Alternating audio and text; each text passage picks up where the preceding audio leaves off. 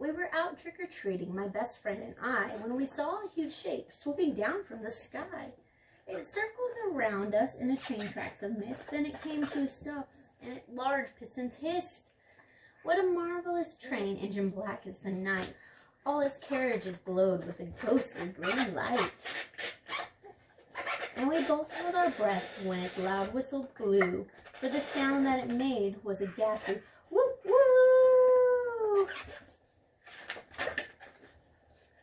The door opened wide. A conductor appeared with a cheery old smile that was not to be feared. He said, "Spooky Express, hop aboard, take a ride." How exciting, we thought, and we climbed up inside. We looked all around. What a wonderful sight. We saw ghosts to our left and ghouls to our right.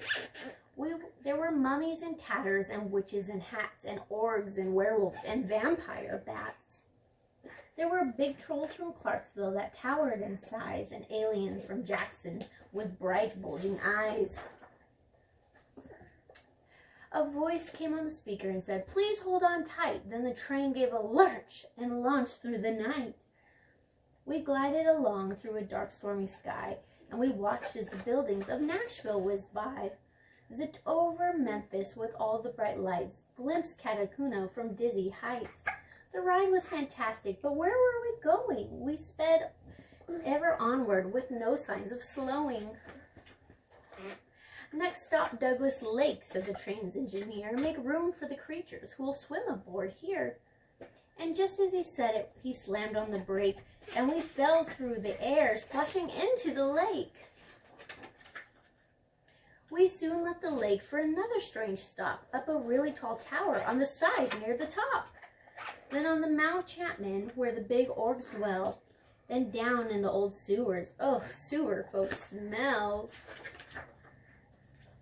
As we raced to our next stop, the train turned too fast, and I saw through the window a pumpkin whiz past. The ghost started howling. "What happened?" I said. "We're doomed," cried the witch. "That's the engineer's head." If the engineer's headless, he can't steer the train, for his head's where he keeps both his eyes and his brain. He yanked levers forward, he jerked levers back. The train started wobbling all over the track. We swerved around buildings, we darted past trees. The speed of the turns made us weak at the knees. While everyone panicked, I stood up and said, "With the help of some friends, we can go get that head." "Miss Witch," I said calmly, "your broom, if I may. Miss Spider, Miss Dragon, let's go save the day." The engineer's head was in Central Park. "Miss Dragon," I said, "will you light up the dark?" "It's there," said my friend. "It's directly below. It's down in the mud, and it's stuck there. Oh, no." I turned to Miss Spider. "Please spin us some thread. I've got an idea. We will lasso that head." We twirled it around, threw it over the top, and we pulled the head free with a squelch and a pop.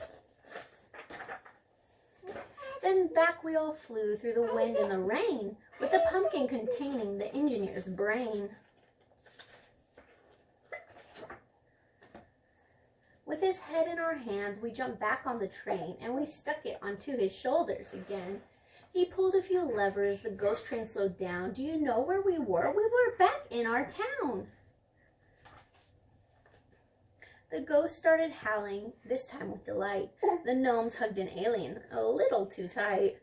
The wizard shot sparks that were orange and green, and they cried, "Well done, children, you've saved Halloween." We'd be stuck on this train had you not been so daring. But now we can stop in each town and go scaring.